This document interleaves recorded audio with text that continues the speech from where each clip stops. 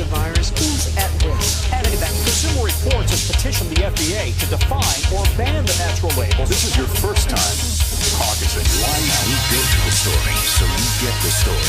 NBC Nightly News.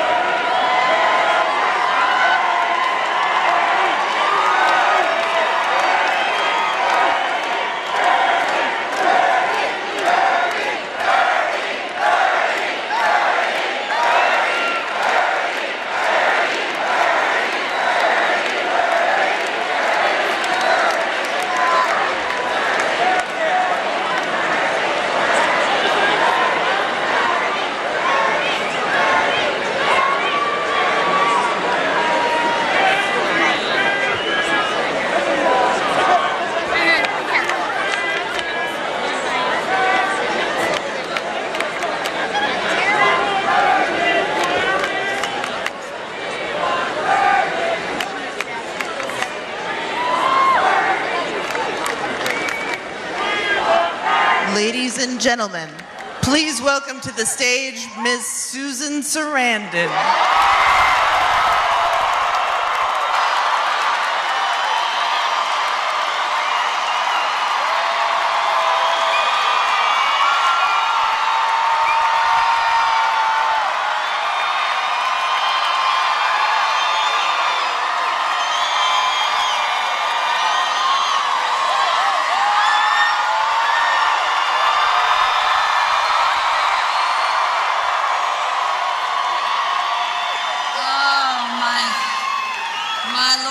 heart is pounding to see all of you. This is so beautiful. I am so very moved and impressed to be here and to have met so many of you from Idaho. This is the best state ever.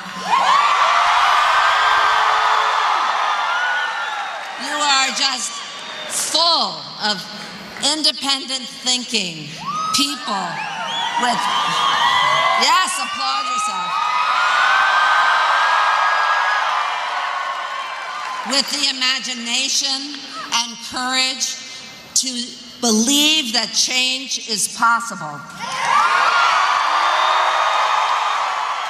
And I've been visiting and seeing all the hard work that's going on at all the phone banks and everywhere. You are just working so hard, all of you. And change is hard. The kind of change we're talking about is so hard. I mean, people gave their lives to get unions. People gave their lives to integrate the South. People gave their lives. When women were trying to get the vote, nobody said, oh, you know, we haven't had it for so long, it's going to be so hard, let's not try. I mean, really. We can do this.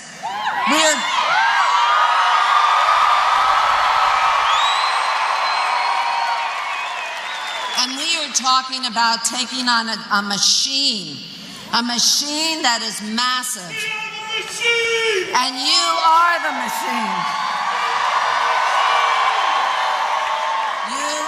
He's right, you have become the machine, and we're talking about being up against, you know, all kinds of special interests and candidates who have taken money from Wall Street and fracking and Monsanto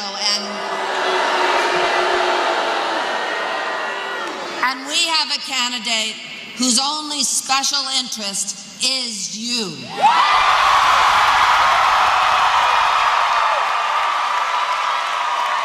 He has taken money from just us. We are his one issue, us.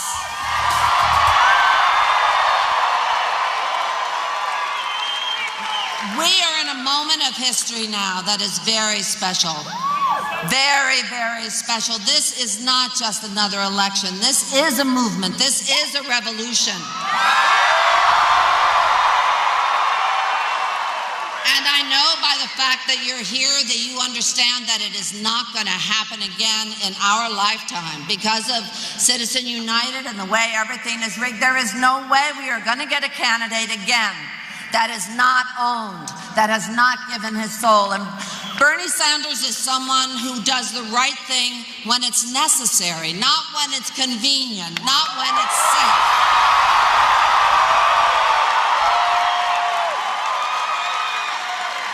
And that is what this country needs. That is what we are ready for. That is what you are ready for. I look out and I can see that you know you deserve what he's talking about.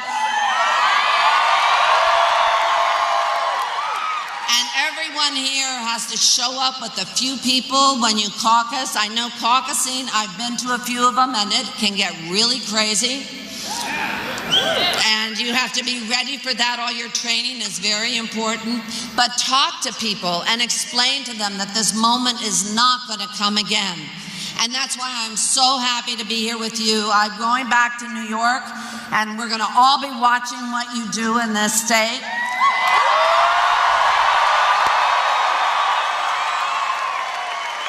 I pray for you to have the courage and the fortitude and the hard work to pull this off. I know you can.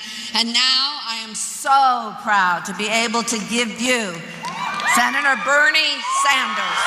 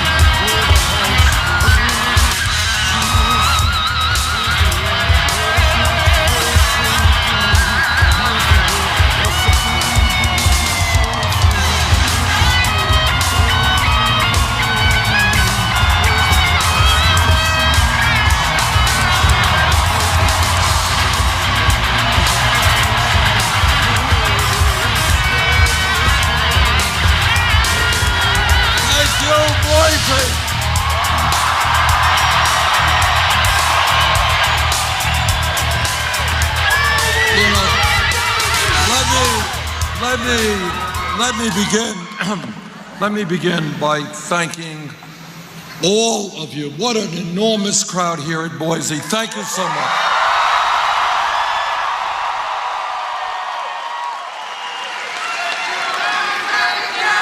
You know, I thought I walked into the wrong state. I was told that Idaho was a conservative state. It's not what I see today.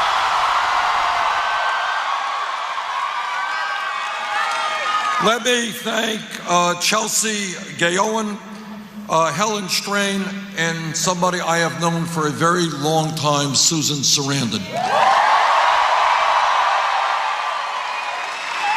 And what I love about Susan is not only that she is one of America's great actresses, but unlike many others in Hollywood, she has used her celebrity status over the years to fight for social, economic, and environmental justice. Thank you, Susan.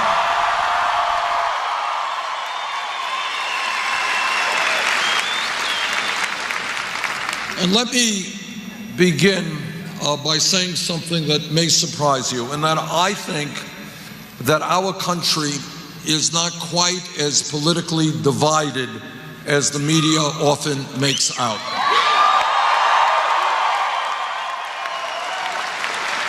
Let me give you an example of what I mean.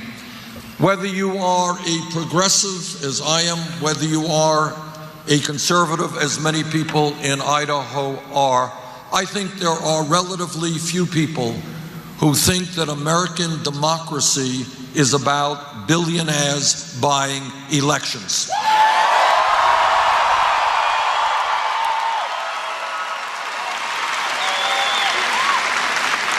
My guess is that in Idaho or Vermont, what people mean when they talk about democracy is one person, one vote, not super PACs.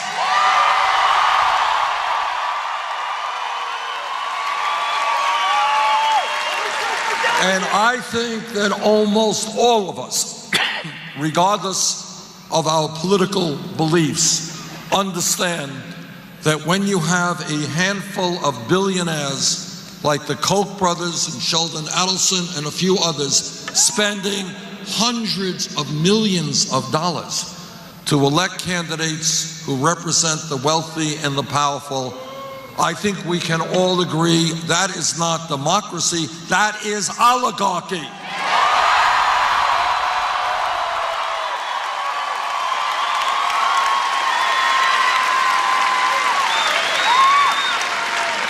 To me, what democracy means is you have a vote, and you have a vote, and you have a vote. If you want to vote for me, great. If you want to vote against me, that's okay too.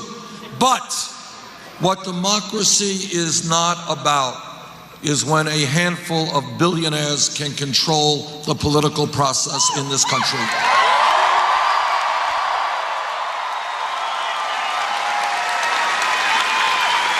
And that is why, together, we are going to overturn Citizens United.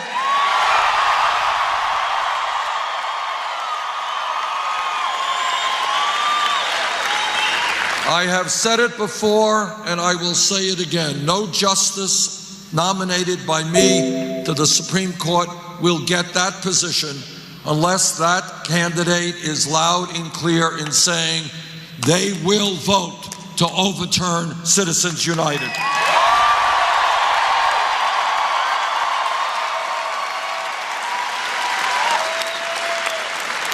Now, sadly, the United States has today one of the lowest voter turnouts of any major country on earth.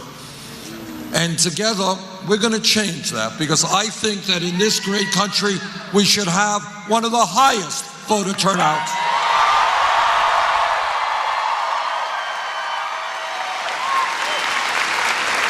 And when you talk about democracy and involving people in the political process, whether they're poor or middle class or rich, getting people involved, it stuns me that we have Republican governors who are working overtime to suppress the vote,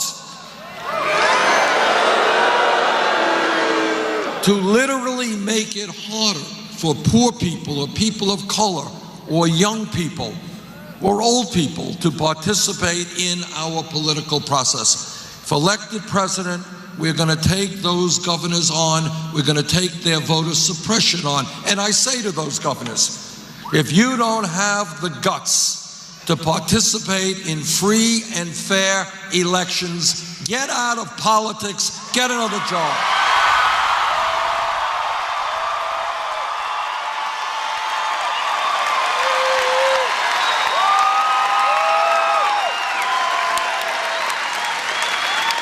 I want this country to have a vibrant democracy. I want people to be able to run for office, no matter what their views are, without having to beg wealthy people and corporations for contributions. And I want everybody in this country, 18 years of age or older, to have the right to vote. End of discussion.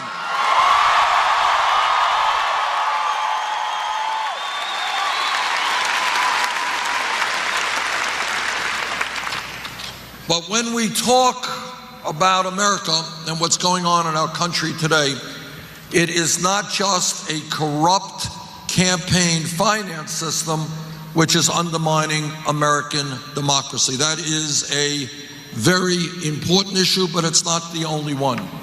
Today in America, we also have a rigged economy.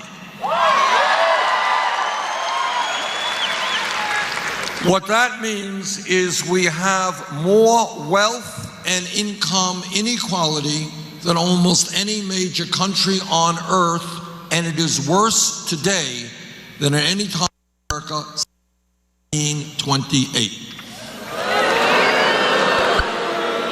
Now, you're not going to hear a lot of this on corporate media and the television or the newspapers, but here are the facts. Today in America, the top 1/10 of 1%, not 1%, 1/10 of 1% now owns almost as much wealth as the bottom 90%. Got that? Over the last 30 years, there has been a massive transfer of wealth from the middle class to the top 1/10 of 1%. In America today, the wealthiest 20 people own more wealth than the bottom 150 million Americans, half of the American people. Now, when we talk about a rigged economy, let me give you a very concrete example of what that means. Anybody here know which family is the wealthiest family in America? It's a smart group of people, all right. It's the Walton family who owns Walmart. They are the wealthiest family in America. Now, it turns out that the Walton family pays wages to their Walmart employees that are so low that many of their workers are forced to go on Medicaid, food stamps, and subsidized housing. Who pays for the food stamps and the Medicaid? You do. So this is what a rigged economy is about. A rigged economy is about working people paying higher taxes to subsidize the business of the wealthiest family in America. That is nuts.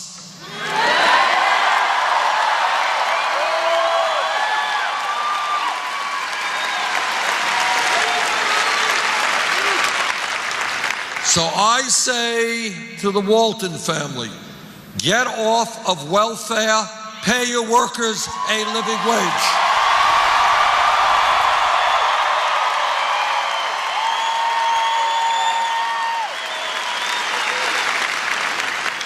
But it is not only inequality in wealth, it is inequality in income. It is what is happening in our economy every day. Here are the facts.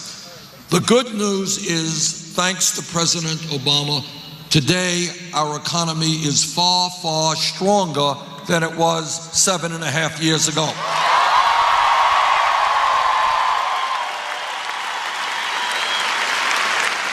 Now, I understand that we have to be very sympathetic. Many of our Republican friends suffer from a very serious mental health issue called amnesia. So we don't want to be hard on them, but they just have a hard time remembering where the economy was when President Bush left office. Now, I don't think it will help too much with them. I think their amnesia is so strong that nothing that I can say will change their world reality. But it is important to note that when President Bush left office in January 2009, we were hemorrhaging 800,000 jobs a month. 800,000 jobs a month. Now, many Republicans say, well, you know, we're only growing the economy by 250,000 jobs a month. Not enough. Well, they're right. I would like to see more. But you know what? Gaining 250,000 jobs a month, a hell of a lot better than losing 800,000 jobs a month.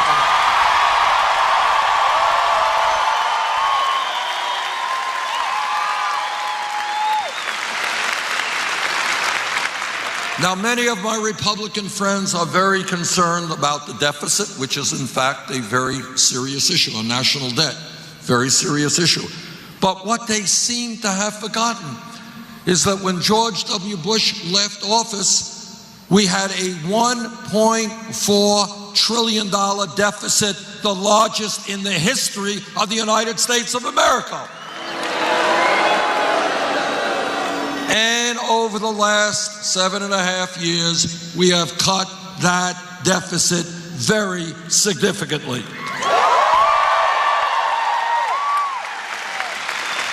Now, many of my Republican colleagues were so busy fighting for the deregulation of Wall Street, and in fairness, they were not alone, there were Democrats there as well, that they seem to have forgotten that by the end of Bush's tenure, as a result of deregulation, the entire world's financial system was on the verge of collapse.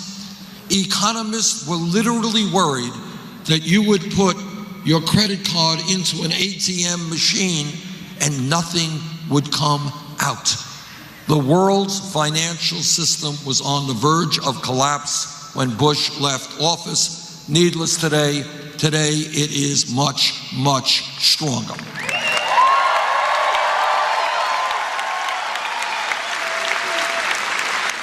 So I say to my Republican friends, look, fair is fair.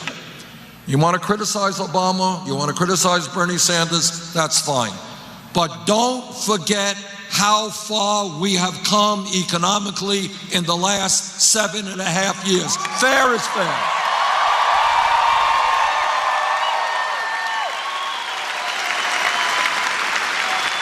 But having said that, let me tell you something else which is true. And that is why we have made progress over the last 7.5 years. The truth is that for 30 or 40 years, before many of you were born, what we have been seeing is a decline in the American middle class. And that is a sad truth. That took place under Republican administrations. It took place under Democratic administrations. That is a fact. What do I mean by that? What I mean is that everybody here knows that in the last 20 years there has been an explosion of technology. We got robotics, we got all kinds of computers, we have cell phones. All of that means that every worker here is likely far more productive, producing more than a worker who had a similar job 20 or 30 years ago.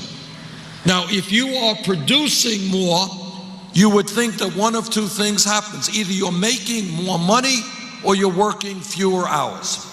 The truth is, unfortunately and tragically, the opposite is what's going on. Millions of Americans today, despite the growth of technology, are working longer hours for lower wages.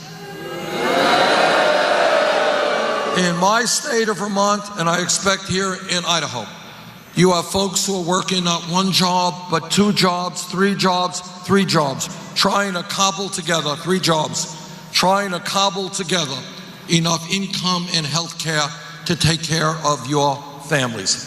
So what you got, and I see this all over the country, you got mom working hard, you got dad working hard, you got kids working hard, and yet 58% of all new income generated today is going to the top 1%. That's a rigged economy. You want a radical idea?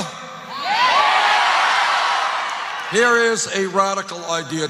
Together, we are going to create an economy that works for all of us, not just the 1%.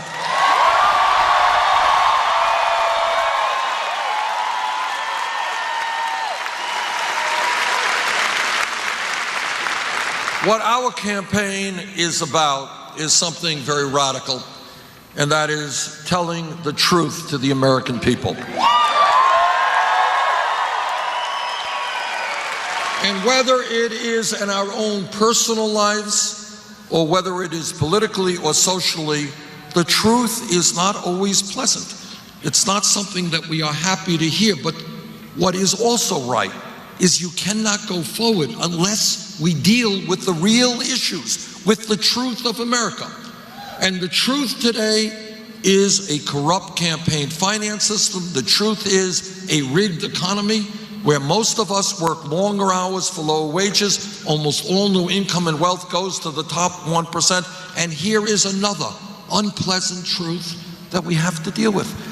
That in this great country of ours, we have more people in jail than any other country on earth. We have a broken criminal justice system.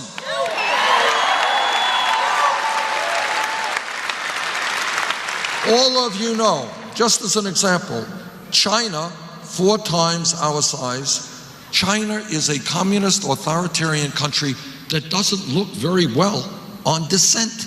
We have more people in jail than China does. Now, what does that mean?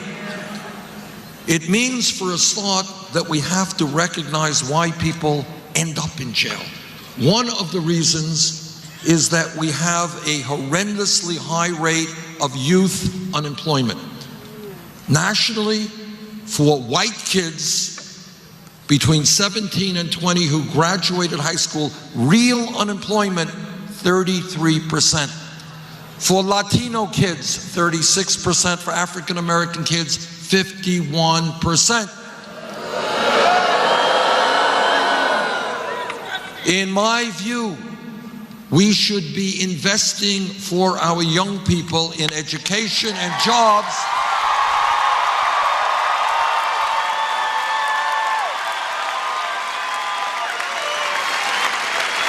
Making sure our kids stay in school or have decent jobs, that's the investment, not jails and incarceration.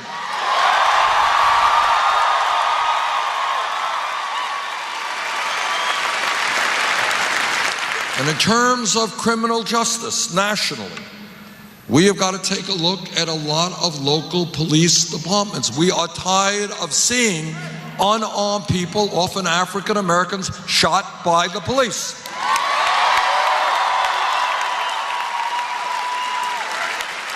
Now, all right, we need a medical person here. All right, take a break for a second. We have a medical, okay. Let's take a break for a second.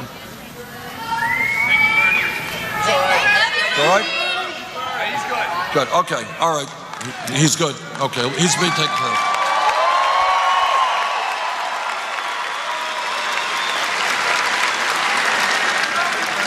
Sometimes when people are standing for too long and they get dehydrated, they have a problem, but I think the gentleman is fine.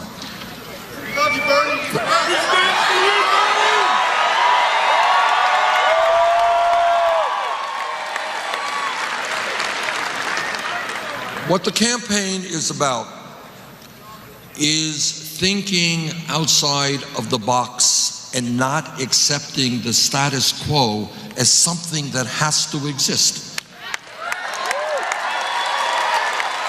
So in other words, we as a nation, this is the wealthiest nation in the history of the world, we should not be having more people in jail. 2.2 million people. We are spending $80 billion a year locking people up. You know what? It is a better investment to send a kid to the University of Idaho than to jail.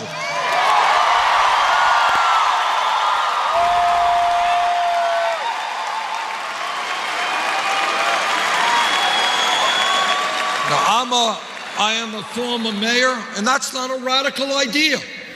We're spending $80 billion a year locking people up. Don't tell me that if we use that money for education, for jobs, and for other areas that we can't cut that prison population down significantly. Of course we can.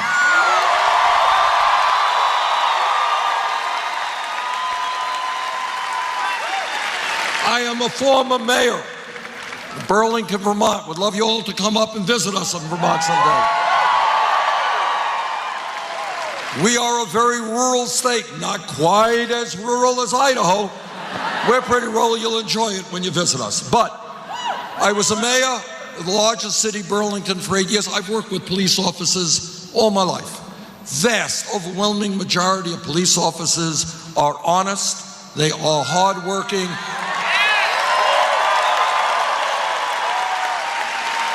And being a police officer today is not an easy job.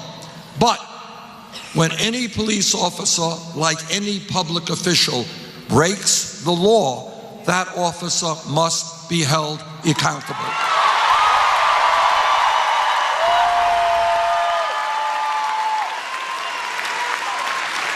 We need to demilitarize local police departments.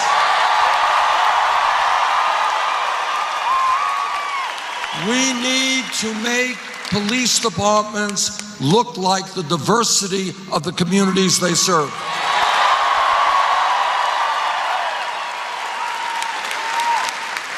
Now, let me throw out a controversial idea. Some of you may agree with me, some of you may not. But I think it is time to rethink the so-called war on drugs.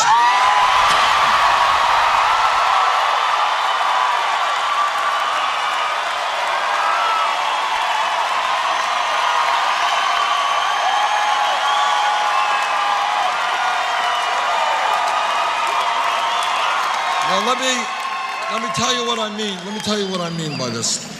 It turns out that over the last 30 years, many millions of Americans have acquired police records for possession of marijuana. Now, a police record is not a joke, because you go in, you apply for a job, and the guy asked you, your employer asked you, well, tell me about this. Well, we got a police record. You may not get that job, and if you don't get a job, you're not going to have any income. If you're not going to get any income, you're in trouble. You may end up doing stupid things that will impact your life. All right? So this is not a joke.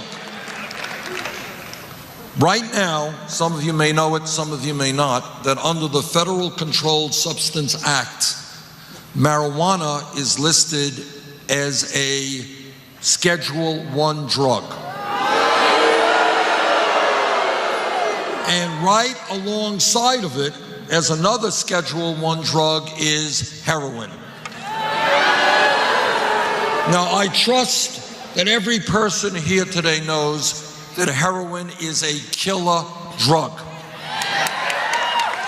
There are people who argue the pluses of marijuana and the negatives of marijuana, but nobody thinks marijuana is heroin.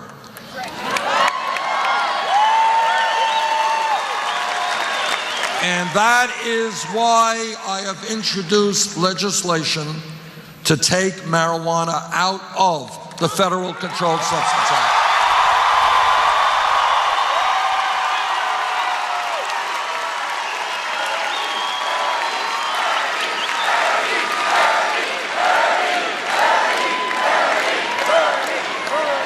It is, in our system of government, it is the decision of states whether or not to legalize marijuana. 4 states have.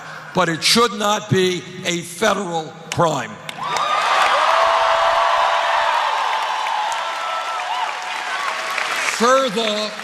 Further, in my state of Vermont and neighboring New Hampshire and many parts of this country, we have a very serious crisis with opiate addiction, with heroin addiction, and every day people are dying of heroin overdoses.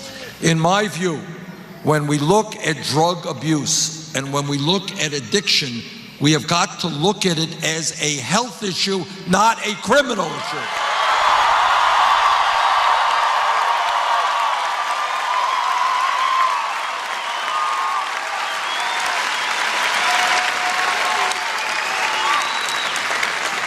Now, the reason that our campaign is doing as well as it is, we have now won 9 states.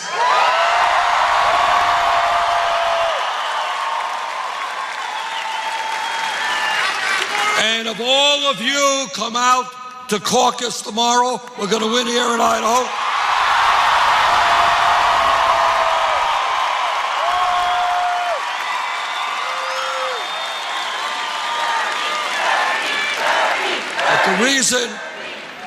The reason that we are doing so well is we are listening to the American people and not wealthy campaign contributors.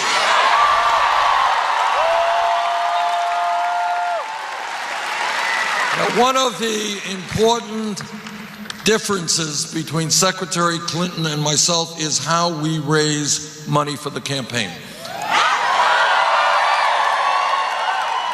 It takes a lot of money, sadly, to run a national campaign. We're talking about hundreds of millions of dollars, even more than that. Now, when we began this campaign, we had to make a very important decision, and that is, do we have a super PAC or not? No! We agreed with you.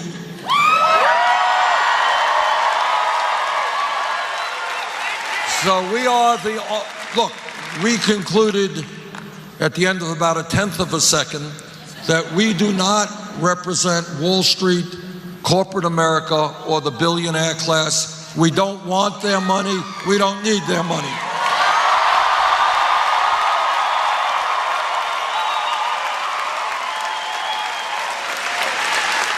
And what we did was to reach out to the middle class and working families and say, if you want to support a campaign which is going to stand up to big money and which is going to transform our society, help us out. And you know what happened? In the last 10 months, we have received well over 5 million individual campaign contributions.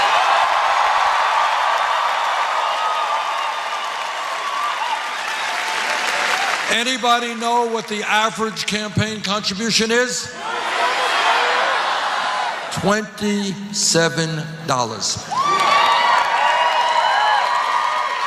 And what this is revolutionary for contemporary American politics, because what it is showing is we can run a winning national campaign without being dependent on big money interests.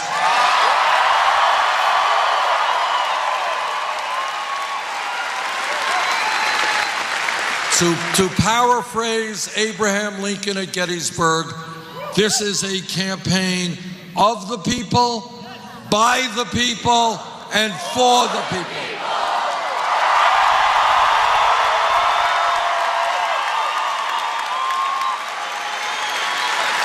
Secretary Clinton has chosen another route to raise money.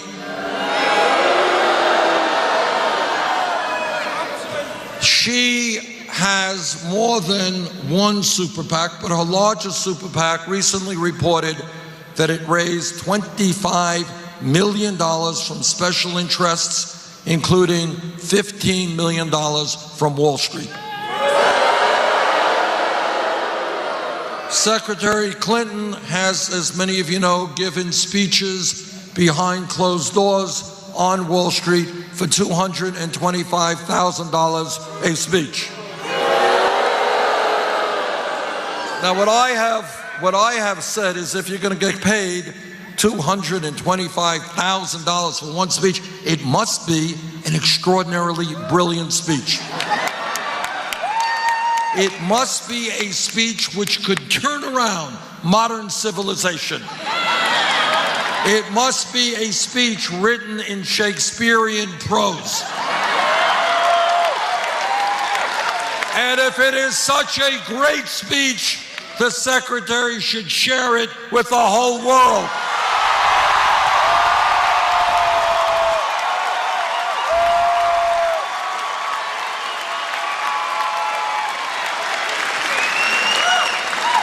But the real issue here is whether anybody can be a serious agent for change if you're taking a whole lot of money from Wall Street, the fossil fuel industry, the drug industry, and everybody else.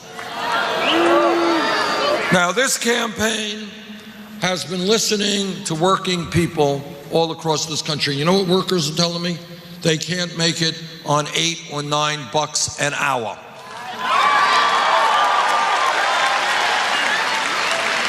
$7.50, $7.25.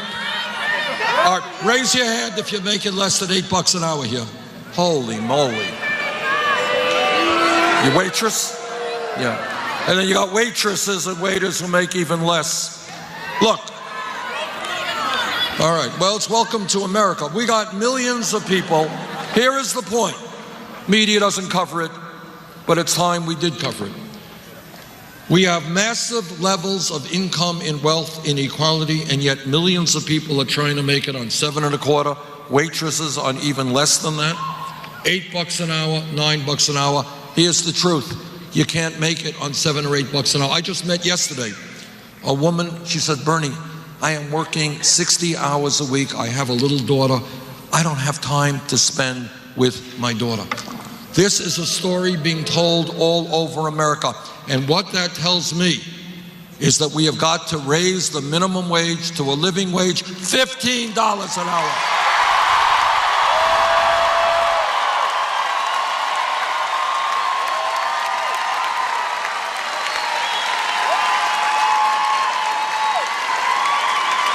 In America, if you're working 40 or 50 hours a week, you should not be living in poverty.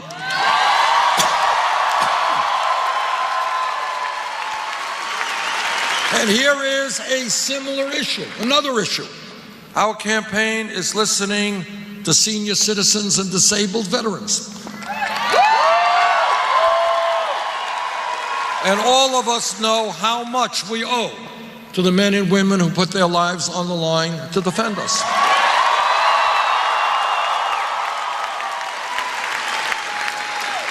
So not only should we be thanking our vets in words, we should be thanking them in deeds. And yet we have disabled vets and seniors in Vermont and in Idaho who are trying to make it on $11,000, $12,000 a year. You know what? You can't make it on $11,000, $12,000 a year. Now, I got Republican colleagues all over the Senate, all over the House. They want to lower and cut Social Security benefits. Well, I've got news for them. We are not going to cut Social Security. We're going to expand Social Security benefits.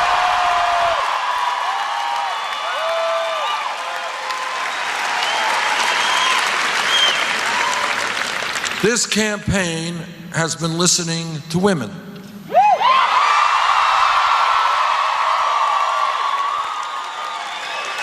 And here's what women have been telling me. For a start, they say, Bernie, how does it happen that when I go to work, I am making 79 cents on the dollar compared to men? And the answer is that has nothing to do with economics. That is just old-fashioned sexism, and we're going to end that.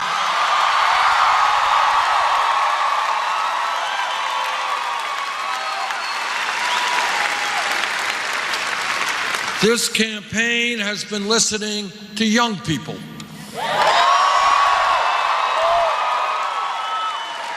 And you know, I don't want to be hackneyed in saying this, but the young people obviously are the future of this country.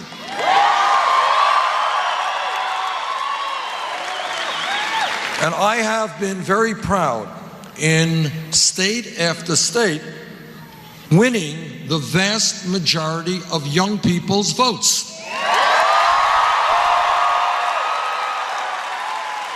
Which tells me that young people, and by young people I mean 45 or younger. I know if you're very young, you don't think 45 is young, but when you get older, you think 45 is just, you're a kid.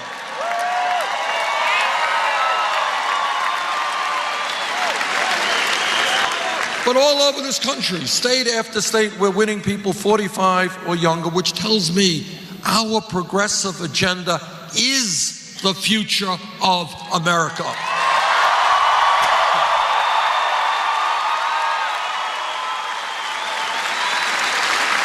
And what young people are telling me is they're saying, number one, given the fact that we're the wealthiest country in the history of the world, that we have so much technology and productivity, why is it happening that for the first time in the modern history of America, our generation, the young generation, may have a lower standard of living than their parents? What we are experiencing today is the American dream in reverse. My parents didn't have any money, grew up with very little money. But their dream was that their sons would do better than they, and that has in fact happened. That is what the American dream is about, and we're not going to see that dream reversed.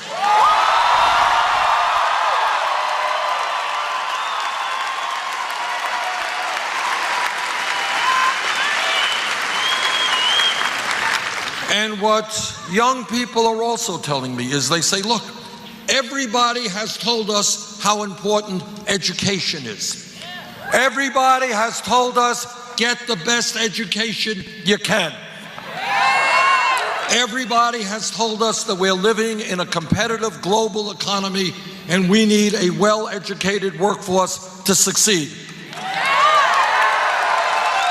And then the young people say, if all of that is true, why are we leaving college $30,000, $50,000 in debt?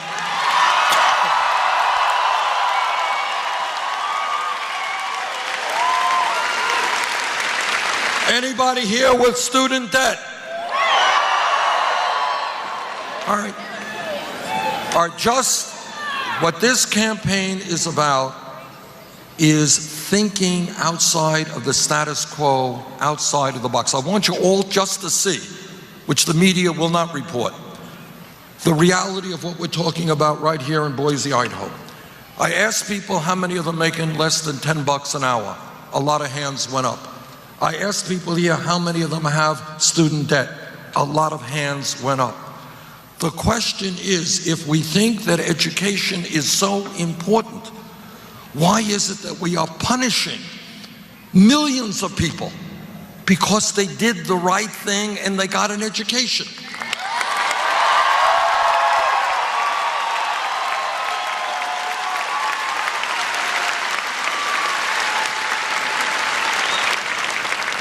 I talked to a kid in Iowa. He dropped out of college, 2 years into college, $60,000 in debt. Talked to a doctor in Burlington, Vermont, went to medical school, $300,000 in debt. Somebody who graduated dental school, young woman, $400,000 in debt. Talked to a guy in Nevada, took out his student loan 25 years ago. He is more in debt today than he was when he took it out. Talked to a guy a few days ago, $160,000 in debt. He's going to lose his home, and he has 4 kids. All right, here is the point. If you take a deep breath and you think outside of the status quo, ask yourself, if we think education is important, if we are going to be a competitive global economy, We need to reward people for getting an education, not punishing them.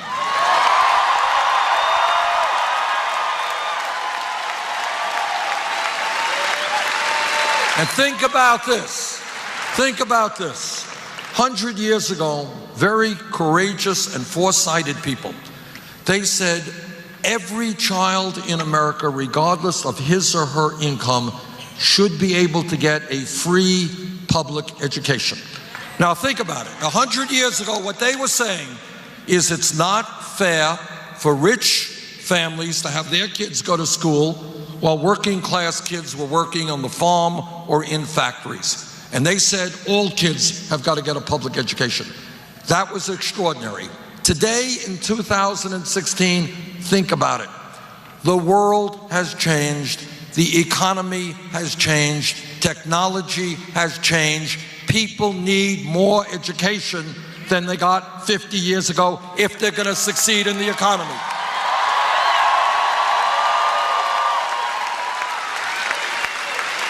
When we talk about public education today, it is not good enough to talk about first grade through 12th grade. We have got to make public colleges and universities tuition free.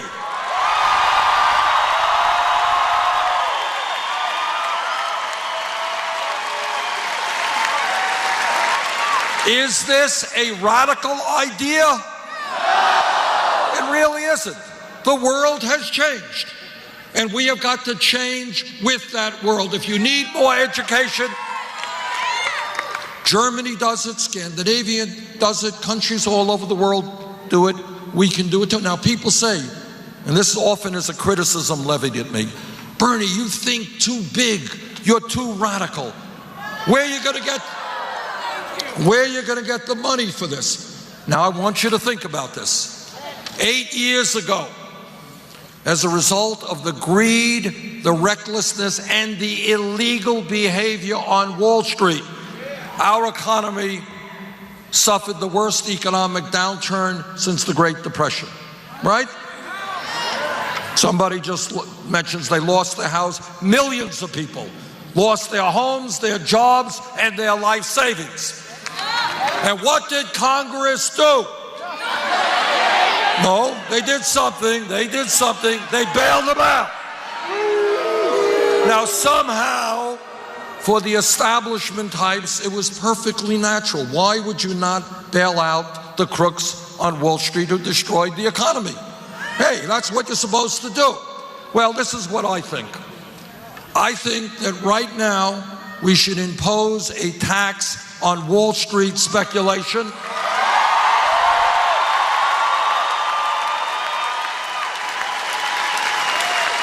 And that will bring in enough money to, number one, make public colleges and universities tuition free. Number two, substantially lower student debt in this country.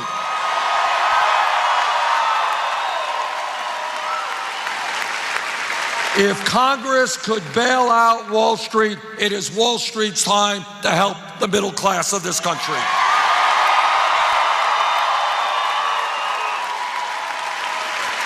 Once again, this is not the kind of thinking the establishment wants you to do. But again, this is common sense. It is not radical. We have money to bail out Wall Street. We have money to make sure that kids do not graduate college deeply in debt. Not a radical idea.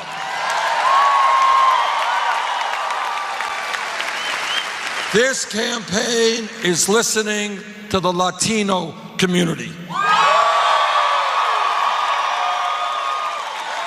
And they are telling me that with 11 million undocumented people in this country, they are tired of living in the shadows, tired of living in fear, tired of being exploited. They want comprehensive immigration reform and a path towards citizenship.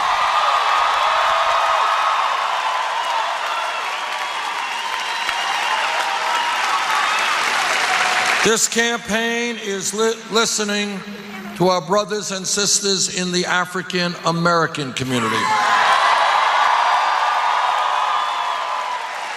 And they are asking pretty simple question. How does it happen that communities like Flint, Michigan, are in the condition that they are in? I was in Flint, Michigan a few weeks ago. What I saw and what I heard was literally hard for me to believe was happening in America in 2016. Children there are being poisoned by excessive lead in the water. And all over this country, we have minority communities where the schools are falling apart, where employment is sky high, housing and health care are inadequate. And what our brothers in the African American community are asking is, how can we spend trillions of dollars fighting a war in Iraq that we never should have fought, but we don't have the money to invest in America?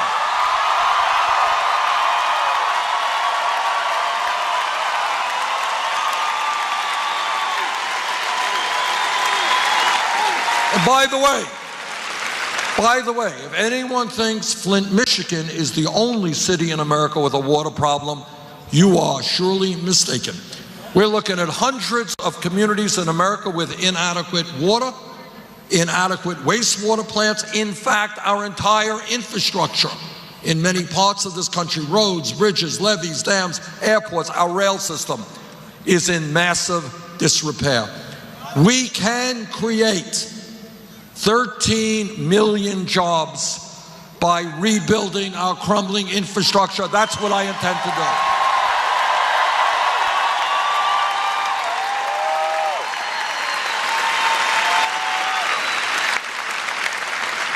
do. This campaign is listening to the Native American community.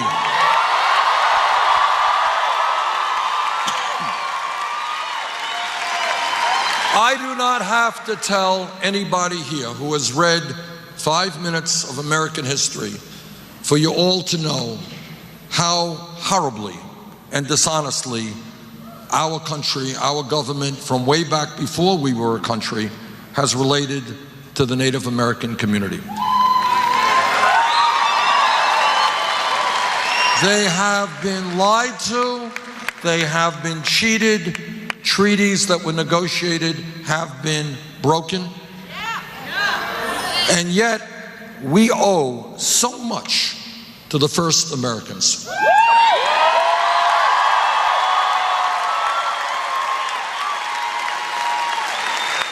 They have enriched our culture in ways that are unimaginable. They have taught us, more than any other people, respect for the environment and the understanding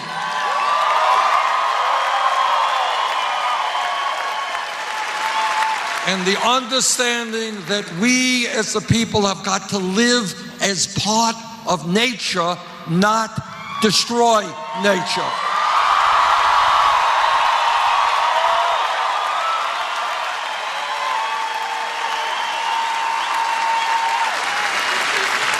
And when we talk about the environment, I am a very proud member of the Senate Committee on the Environment. And I have talked to scientists all over our country and all over the world. And what the scientists tell us virtually unanimously, climate change is real. Climate change is caused by human activity. Climate change is already doing devastating harm in our country and around the world. And this is what they also tell us. And that is, if we do not get our act together and transform our energy system, by the end of this century, this planet will be between 5 and 10 degrees warmer. And what that means, more drought, more flood, more extreme weather disturbances, more acidification of the ocean, more rising sea levels, more international conflict as peoples fight over limited natural resources. That is the future if we do not have the guts to take on the fossil fuel industry.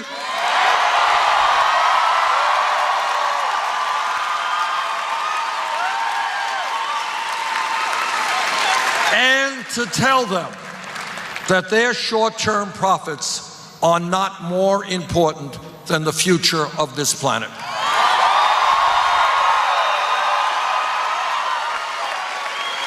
Now, I want to connect some dots here. I talked to you earlier about a corrupt campaign finance system. How does it happen that not one Republican candidate for president has stood before, and there were many of them at the start of the campaign, how come not one of them has come forward and say, well, you know, I've talked to scientists, I've read the literature, we got a major crisis?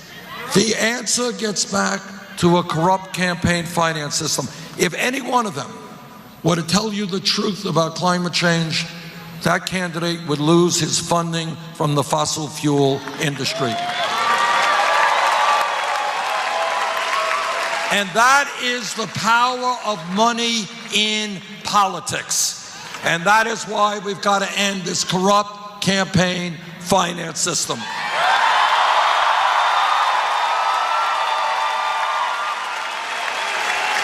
The future of American energy is transforming our energy system away from fossil fuel to energy efficiency and sustainable energies like wind, solar, geothermal.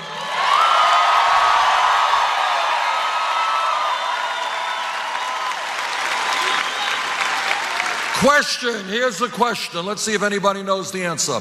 How many major countries on earth do not guarantee health care to all of their people? All right, we got a smart guy right up here.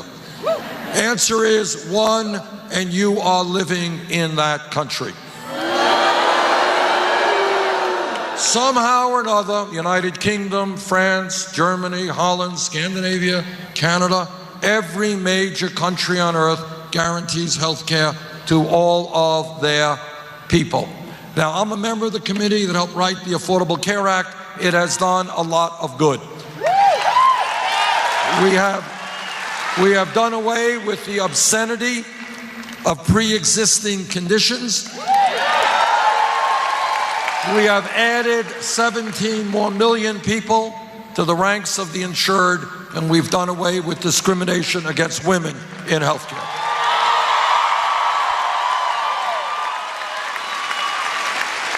But today, we still have 29 million Americans uninsured. Any uninsured Americans here? Okay. We have millions of people who are underinsured with large deductibles and co-payments. Any of those here? Now, what that means is if you don't have much money and you have a large deductible and you get sick, what happens? You don't go to the doctor, or you got to pay it out of funds that you really don't have. And then on top of all of that, we have, as a nation, we are being ripped off every day by the greed of the drug companies.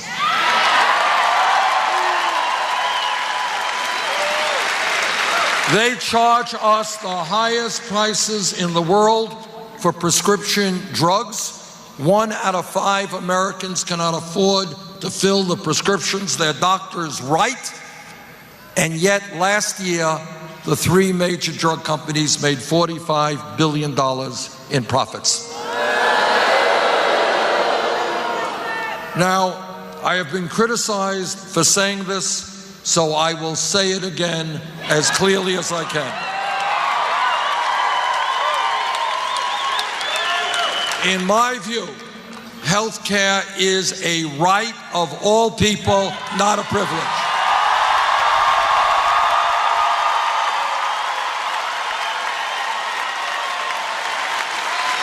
And in my view, we need to move toward a Medicare for all single-payer program.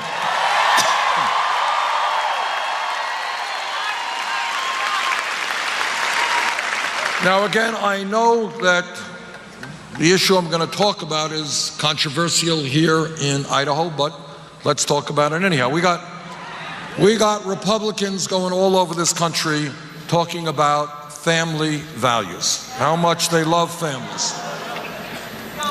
What they mean by family values, and I want everybody to be crystal clear about this, What they mean is that no woman in this room, in this state, in this country should have the right to control her own body. I disagree.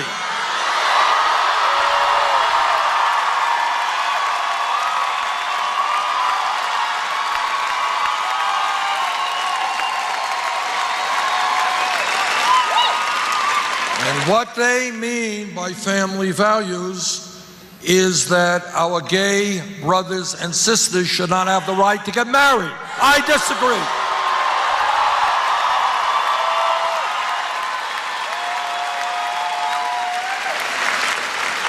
Now, I shock nobody here by telling you there is a lot of hypocrisy in politics, right? You're all shocked to hear that, I know. But here is hypocrisy at the highest level. My Republican colleagues, they hate government. They want to cut Social Security, want to cut Medicare, want to cut Medicaid. I guess in this state, governor has not expanded Medicaid through the ACA. And tens of thousands of people in the state who could have health insurance do not have health insurance. They hate government. They want to get government off of your backs, except when it comes to a woman having to make a very personal choice.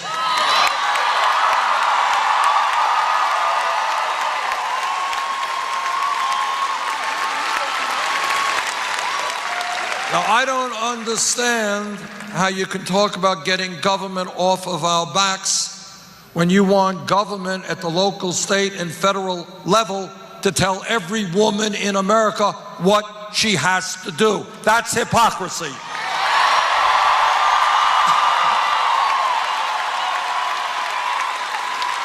The largest. Everybody here knows that real change in this country has never taken place from the top on down. It has always taken place from the bottom on up. It has taken place when millions of workers stood up and said, we're not animals. We want dignity and decent wages on the job. We're going to form a union.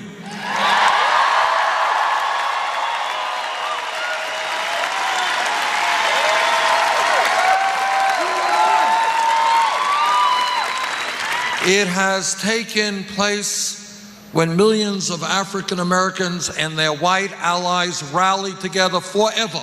Some died, some were beaten, some went to jail, to say that in America we will not tolerate racism and bigotry and segregation.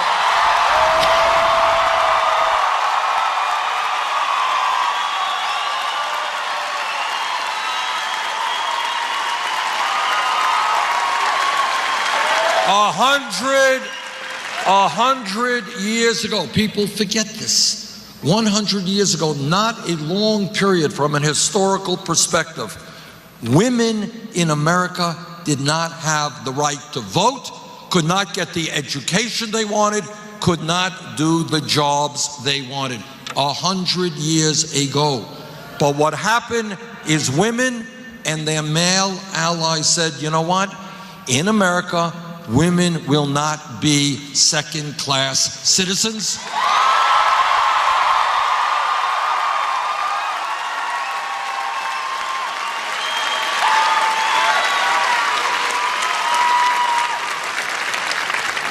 And people fought against sexism. Now, if we were here, I want you to think about this, because this is how change takes place. If we were in this arena 10 years ago, which is no historical time at all, and somebody jumps up and says, you know, Bernie, I think that maybe by the year 2015, gay marriage will be legal in 50 states in this country. The person next to them would have said, you're nuts, what are you smoking? But that is what happened, and it happened because the gay community and their straight allies took on incredible bigotry and hatred.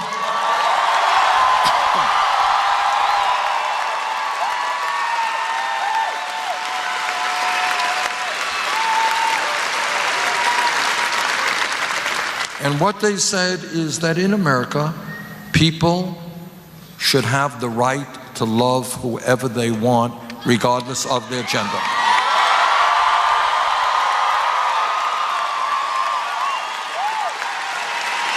Let me give you another example, because I'm talking about how real change takes place. If we were here 6 or 7 years ago, no time at all, somebody jumps up and says, you know, Bernie, this $7.25 an hour minimum wage is a starvation wage. It's really awful. We've got to raise the minimum wage to $15 an hour. What somebody next to them would have said, $15 an hour? You're talking about doubling the minimum wage. You can't do that. That's crazy. But you know what happened? People in the fast food industry, people working at McDonald's and at Burger King and Wendy's, they went out on strike. They went to the communities. And then you know what happened? Seattle, Washington, $15 an hour.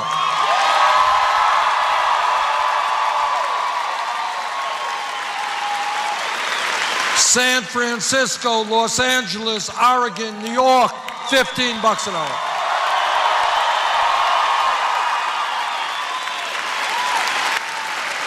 So this is my point. My point is, please do not accept the status quo as something that has to go on forever. We can make change.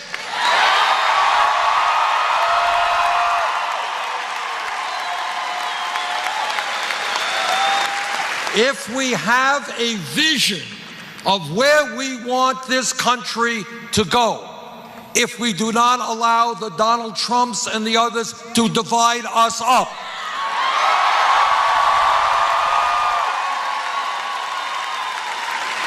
if we stand together as black and white and Latino and Asian American and Native American, as gay and straight, as men and women, when we stand together, there is nothing we cannot accomplish.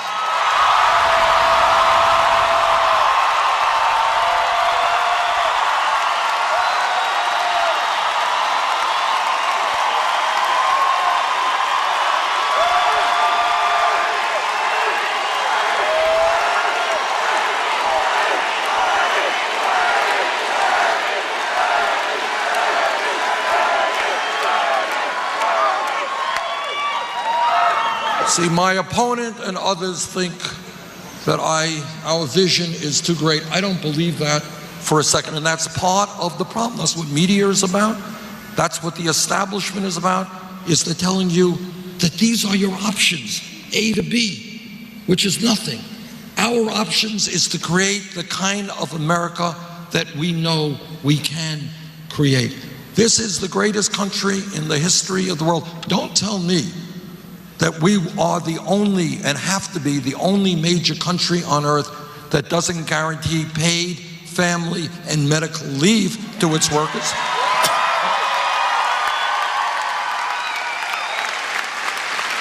Don't tell me that we have to be the only major industrialized country not guaranteeing health care, that we have to have the highest rate of childhood poverty, that we have to have more income and wealth inequality, that we have to tolerate more people being in jail than any other country, that we have to tolerate sexism or institutional racism. Don't tell me that we can't solve those problems.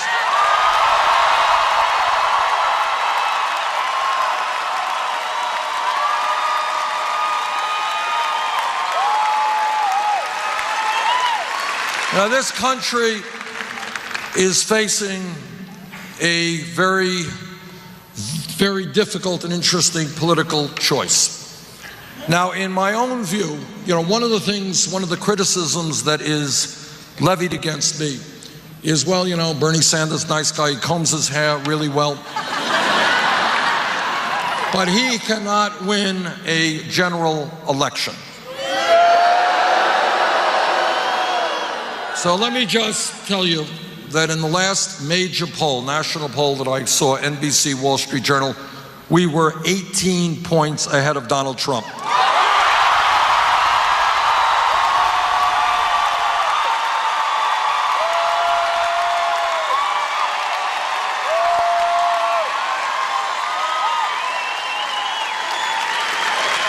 In state after state, not only are we beating Trump badly in state polls, we're doing much better against Trump than is Hillary Clinton.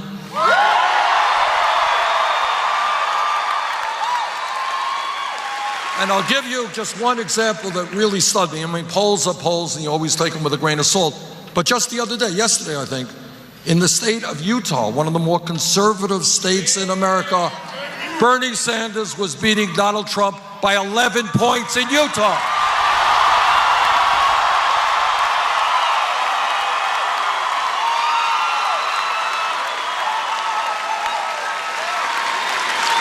Hillary Clinton was ahead by 2 points. We were ahead by 11 points.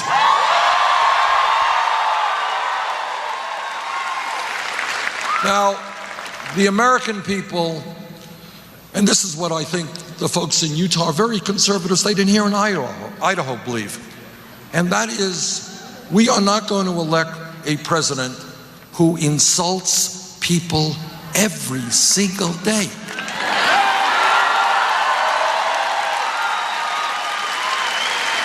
We are not, and you don't know me that well, but I don't go out of my way to make vicious personal attacks against my opponents. I just don't do that. But when you talk about somebody like Donald Trump, what you have to recognize is much of what he says is simply not true. He lies a lot. And this is not just Bernie Sanders. I'm not just saying this. PolitiFact is an organization that tries to check up on the veracity of what politicians say. And this is what they said. They looked at 112 statements made by Donald Trump. They rated 78% of these statements false, mostly false, or pants on fire false.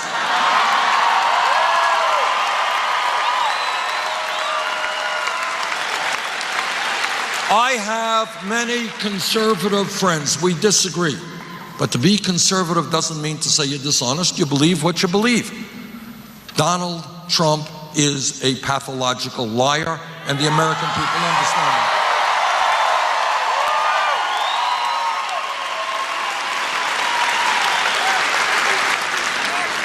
The American people will not elect Donald Trump president because he insults Mexicans, he insults Muslims,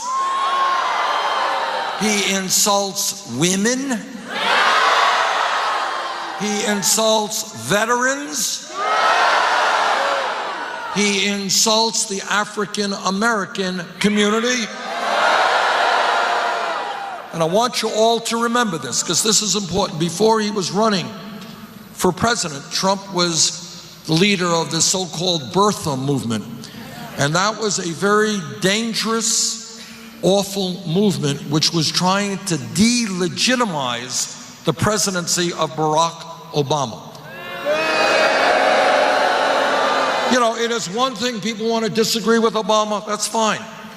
But don't tell us that he was not born in the United States and delegitimize his presidency.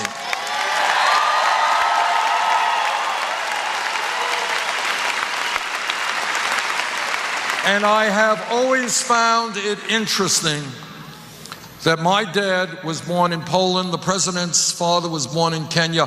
Nobody has asked me for my birth certificate.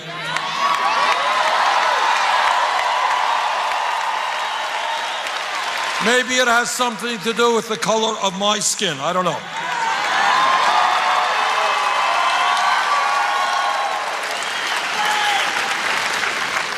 Tomorrow, there is going to be an enormously important caucus here in Idaho.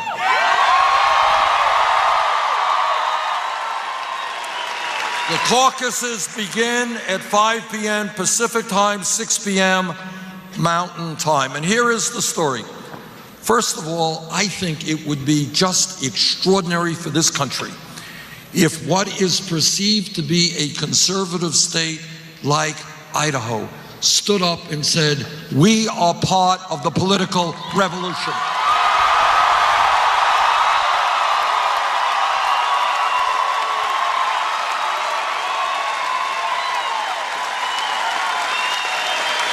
Now, my own state of Vermont is not a conservative state. I got 86% of the vote in our primary. But if we could win here in Idaho, it would send a message throughout this country that even in conservative states, people are prepared to stand up, take on the billionaire class.